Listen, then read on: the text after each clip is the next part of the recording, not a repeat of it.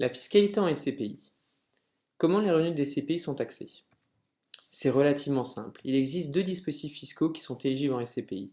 D'une part, le régime microfoncier, relativement peu usité dans le sens où il convient d'avoir déjà de l'immobilier traditionnel, parking, appartement, pour bénéficier de ce régime. Et en plus, l'écart entre les revenus bruts annuels des SCPI et les revenus réellement versés aux investisseurs sont d'environ 30% d'écart. Or, l'abattement du régime microfoncier est 30%, donc l'intérêt est relativement marginal. Donc, en règle générale, on usite le régime qu'on appelle le régime foncier. Comment ça se passe, le régime foncier? Prenons un compte en T, comme on aurait l'habituellement rencontré en comptabilité, avec d'un côté les revenus et de l'autre côté les dépenses.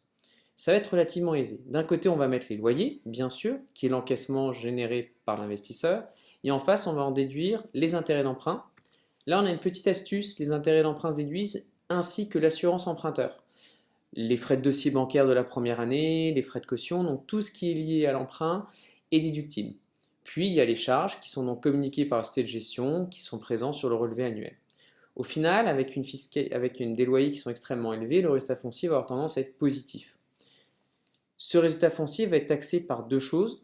D'une part, la tranche marginale d'imposition et d'autre part, les prélèvements sociaux.